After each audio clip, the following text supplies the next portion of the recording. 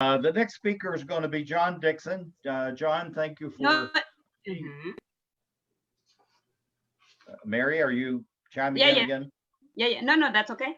Okay. All right. I heard your voice, so I always say yes, ma'am, to the queen. No. Anyway, John, thank you for being with us today. Thank you for sharing the ideas and the insights that you have as far as what's going on, not just in the world, but also specifically on the African continent. So, John, if you'll go ahead and start with your presentation to the group that's here, and thank you for sharing. John? Yeah, thank you, Sam. I just got shut off. Was that just me? I might have an unstable connection today. I'm not sure. You're here loud and clear, and thank you. And we can see you very well. All right, great. Well, it's really an honor to be here. I wasn't that familiar with Watch Democracy Grow before, but I've been very excited to, as I've looked at it and what the project's been doing. Very grateful to Mary and Dr. Udofia for inviting me to participate and be part of this. During this COVID time, I've been home longer than I've ever been probably in the last 40 years. I think for a 3-month stretch. And so I planted a garden and I'm watching my garden grow. But in between watching the garden grow, I'm out there watering and hoeing and weeding, and it's really been a lot of work. So this democracy development and encouraging and strengthening democratic institutions in Africa is a tough challenge, but one that is the most rewarding probably that we can be a part of.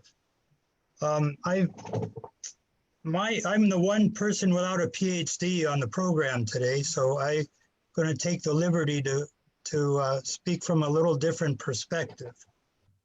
My background is all over the place. Sam, do you remember meeting me? We've met a few times in the past. Yes, absolutely. This is through the World Trade Centers. That was part of it. I hope everyone actually looks at your bio, because you have a very rich focus on business, and thank you for being here. Well, thank you, Sam. Also, we have a common friend, John Danner, who's now on the other side. Absolutely. But John is an outstanding humanitarian, and unfortunately, he passed about 3 years ago. So. Yes, a Choctaw Indian that I did a lot of work in the Native American community with. That Correct. relates and has helped me understand Africa quite some degree.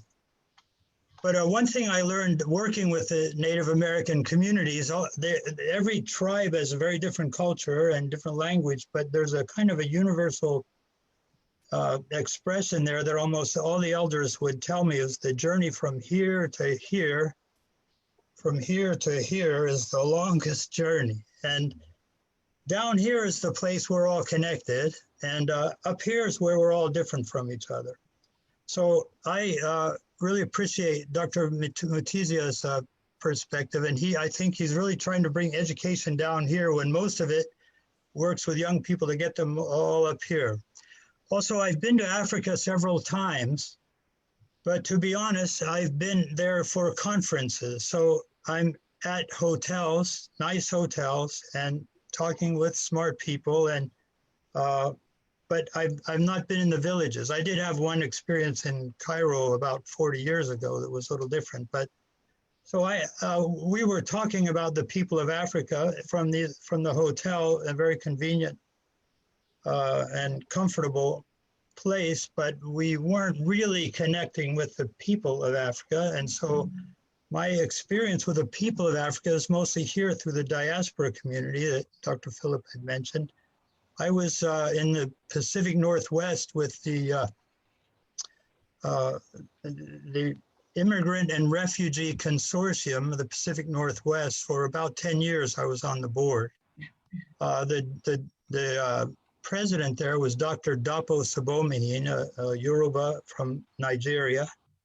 And I learned, I had just a fantastic experience working there. Coming to the East Coast, Washington, D.C., I continued to work with the various diaspora communities, I find that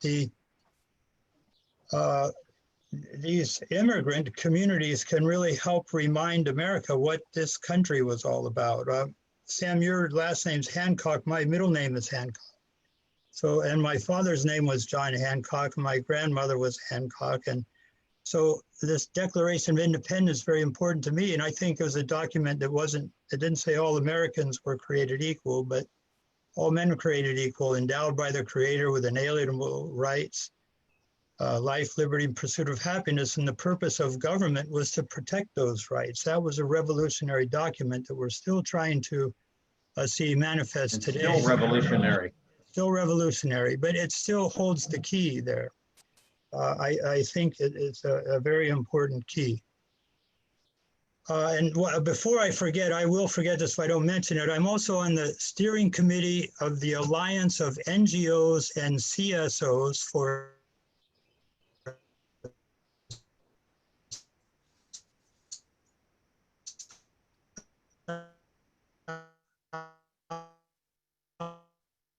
South cooperation at the United States. In an NGO, I'd really, please get in touch with me. I would encourage you, I would love for you to be a part of it. It's a good way to give input to the UN that's not often, it gets outside of the bubble. It's a real black hole there on the east side of Manhattan, and it needs to be connected to the communities, just like people dealing with Africa need to be in the villages. So the UN needs input from around the world. So please get in touch with me later if you'd be interested in that. The theme here is prioritizing social infrastructure development in Africa. So in the post-COVID time, I believe that the core infrastructure, social infrastructure is the family. And I think in this regard, Africa is way ahead of the United States. It's another place we've gotten lost.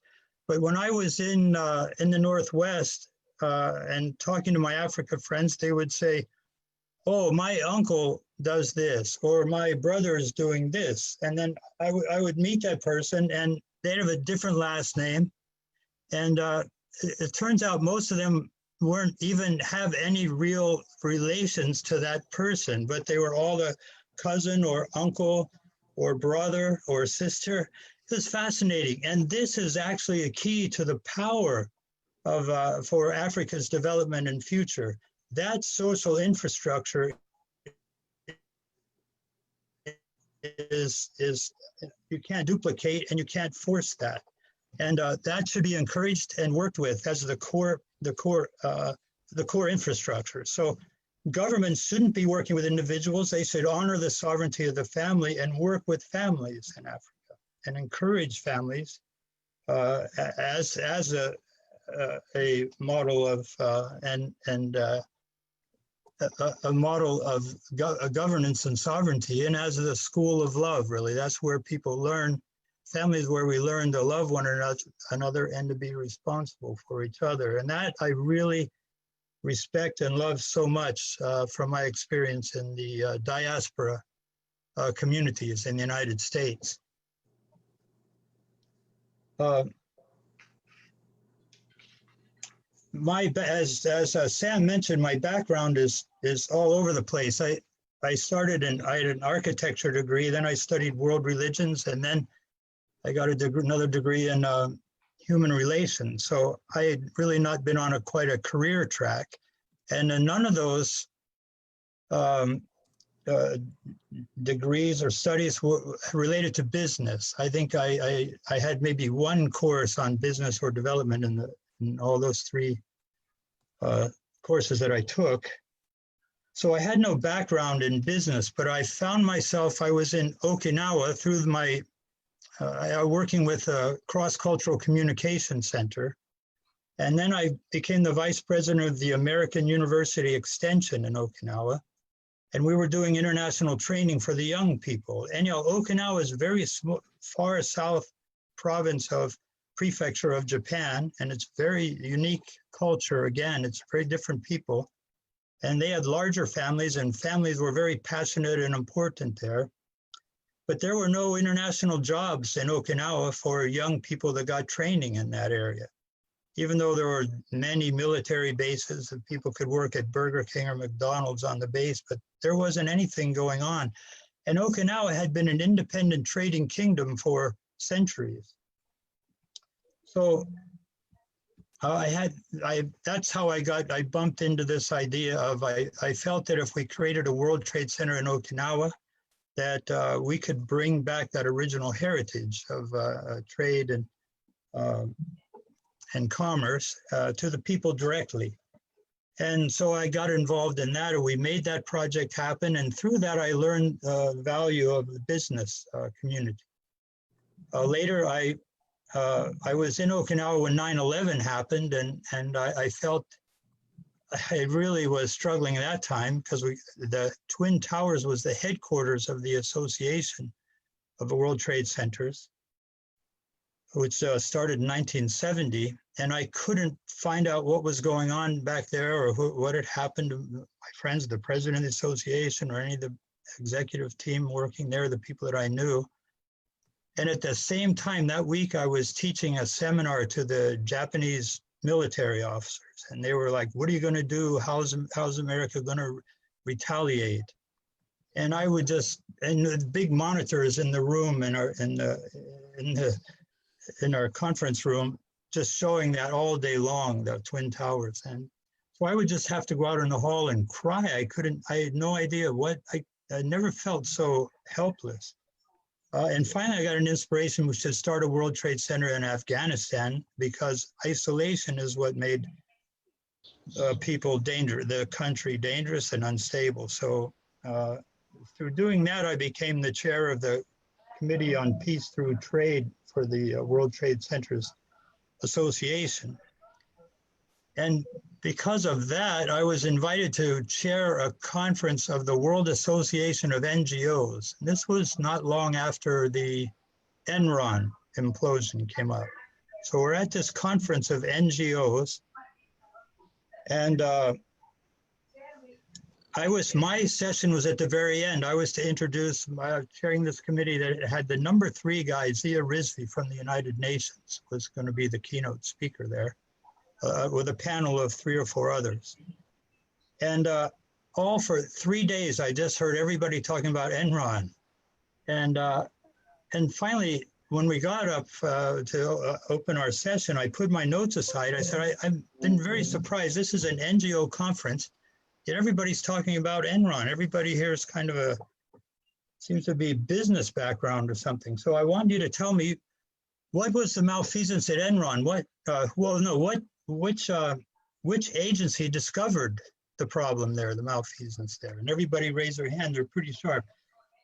FBI or CIA or SEC, and went down, and I explained to them, no, actually it was the bank. And at a certain point, you can play games with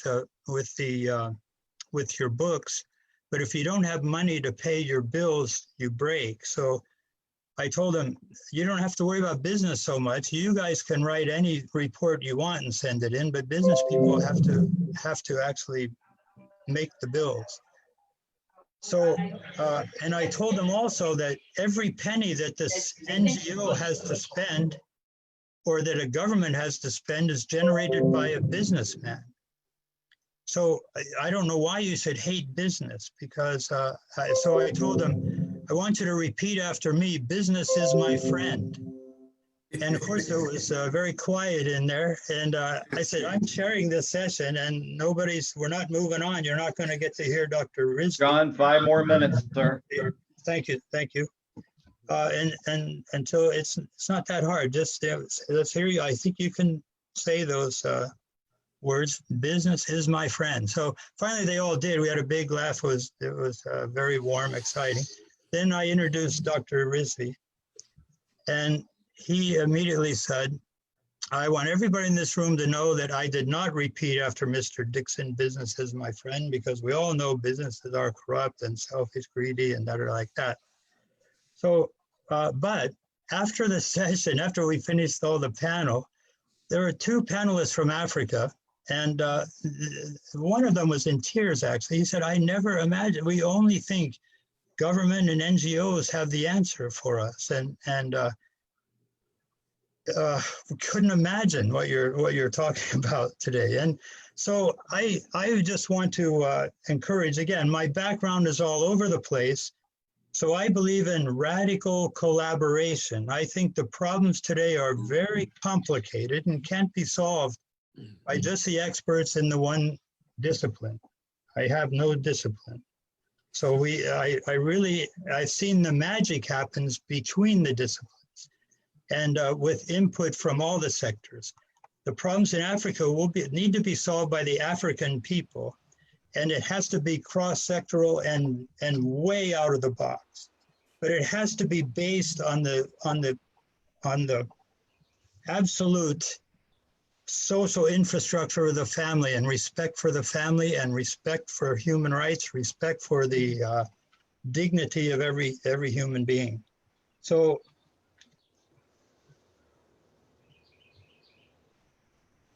anyhow, yeah, it's collaboration and partnerships are the way forward. This is a real and I think Dr.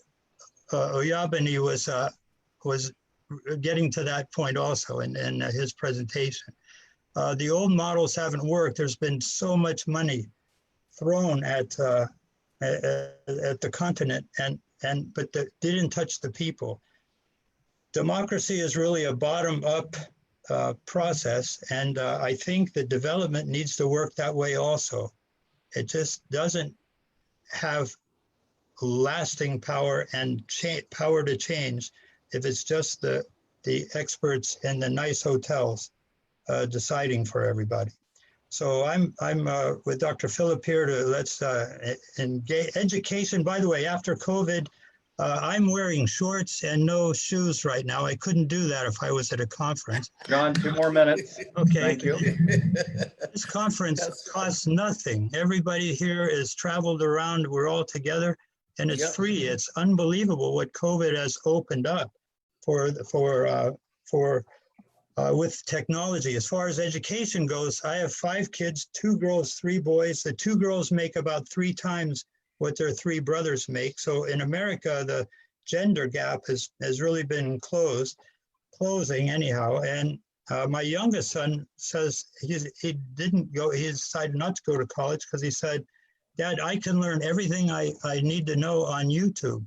Why should I go? And actually MIT, Harvard, they all have courses that are accessible. So as long as we can get cell phones in the hands of all the young people in Africa, and many have them, they have access to the best education in the world without having to fly there, and they don't have to put on shoes like I'm not wearing. Good. So, and it's John, 1 last minute. well, anyhow, that's the electrification is the same thing. It's being democratized now as the technology develops. There's a lot of ways to break it down. It doesn't have to be the old-fashioned power grid, but all of it's important. Clean water is critical, and that's the hardest one, I think, to solve. But there's some fantastic new technology with osmosis and diaphragms and gravity-driven systems. As long as people are the owners, the ownership has to go down to the local level. And again, very grateful to be here, and look forward to long-term engagement with Watch Democracy Grow. Thank you. John, thank you very much for those words. Also, thank you about the mantra is business is your friend.